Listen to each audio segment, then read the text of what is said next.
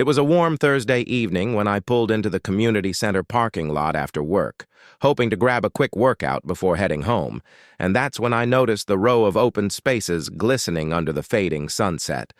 But right, at the front, closest to the glass doors, there was one shaded spot beneath a wide maple tree that felt like the jackpot, the kind of spot everyone hopes to find, but rarely does.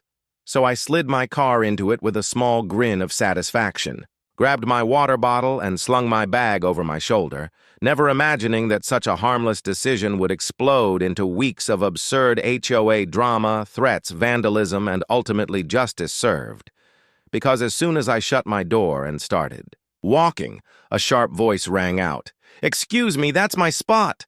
And when I turned, I saw her, a woman in her 60s with a crisp blouse, oversized sunglasses, and a clipboard tucked under her arm, radiating that familiar aura of someone who doesn't just live in an HOA community, but thinks she rules it. And she tapped her clipboard like it was a badge, saying, "I've been parking there for years. Everyone knows it's mine. So I'd appreciate if you moved." And I looked around at the dozens of empty spaces, none marked reserved, no signs, no handicapped paint, nothing. And I asked politely, "Is it actually reserved?" To which she replied with a thin smile, "Not officially, but I am the HOA vice president, and it's understood this is my spot. So out of respect, you should move." And I almost laughed, but instead said, "I'll keep that in mind." Before walking inside without touching my car, already sensing she wasn't the type to let this go, and sure enough, every time I parked there afterward, she was somewhere nearby, glaring from the benches or pretending to be on her phone by the entrance, watching like a hawk, muttering things like, "Still in my space, I see?"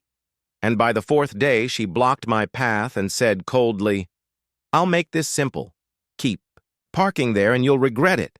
And I raised an eyebrow and asked, "Is that a rule or a threat?" And she leaned close enough for me to smell her perfume and whispered, "Call it advice," before walking away, leaving me more amused than intimidated.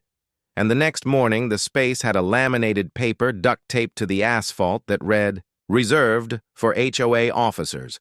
Only," printed so poorly the ink was fading, and I actually laughed as I parked right on it, snapped a photo, and walked inside, where she was chatting with the receptionist, but couldn't hide her glare, asking, "Me, didn't you see the sign?"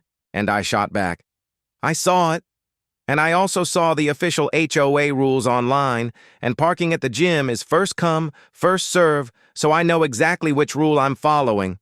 And her jaw tightened, her nostrils flared, but she said nothing, storming out with her clipboard, and after that, the fake sign kept reappearing like a bad prank, sometimes blown over by wind or soaked from sprinklers, but always back again. And then one morning I found a yellow slip under my wiper, claiming, "I violated HOA property rules," which made zero sense because the HOA didn't even own the parking lot, so it was obvious she had fabricated paperwork just to intimidate me, and neighbors began noticing, whispering, "Careful, she's been like this for years." Or, "She once tried to fine a guy for leaving his garage door open," and it was clear this wasn't just about me, it was her obsession with control.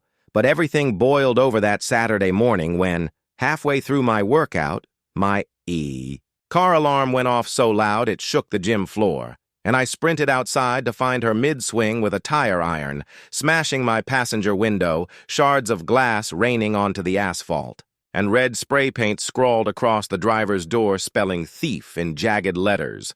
And I shouted, "What the hell are you doing?" And she spun, flushed and trembling, shouting, "I told you to stay out of my spot! You brought this on yourself!"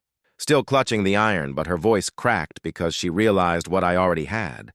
There were 3 gym members behind me recording with their phones, plus a security camera mounted above pointing right at us. And I pulled my own phone out and started recording too while she tried to save face, yelling, "He's been harassing me for weeks!" But her words fell flat.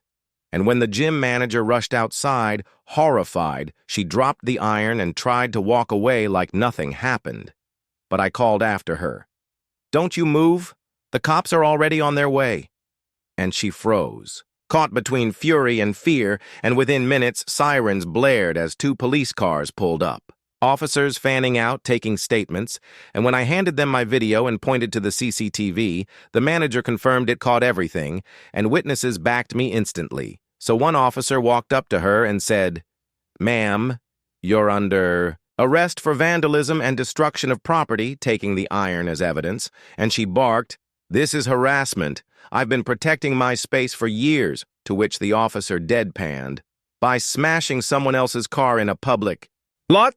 And she had no answer. Just stiff silence as they cuffed her and led her past a crowd of Saturday gym-goers, whispering and smirking, her face burning red. And I leaned against the curb filming until they stuffed her into the cruiser, thinking, that's going to be one expensive parking spot. And it was, because the damage to my car totaled over $7,000 between smashed windows, keyed panels, and spray paint, my insurance covering it quickly thanks to the footage, then going after her for reimbursement, while my lawyer added rental car costs and legal fees, bringing the grand total closer to $10,000, and she tried to fight it, but the case was airtight, with video from every angle and multiple witnesses, and by the end of the month she cut a check she clearly hated to write, but the financial sting was just the beginning because the HOA board, furious about the embarrassment, held an emergency meeting and voted her out unanimously, stripping her of her title, her privileges, and her aura of authority, and now she lives 3 blocks over, forced to carry groceries past the very lot she once patrolled like a queen, while I still park under that maple tree every single time. And the first day I drove my freshly repaired car back into that spot, she happened to be walking by, her face paling as I stepped out slowly, sunglasses on, coffee in hand, and waved casually. And she looked away, cheeks burning, but the silence said everything. And in that moment, I realized the real victory wasn't just the money or the repairs. It was watching her arrogance collapse under its own weight. And now every time I pull into that lot and settle into that so-called sacred space, I remember that sometimes the best kind of justice isn't loud or flashy. It's simply standing your ground, refusing to be bullied, and letting the truth and the law do the rest. And trust me, justice in this case smelled like fresh paint, new glass, and satisfaction colder than ice.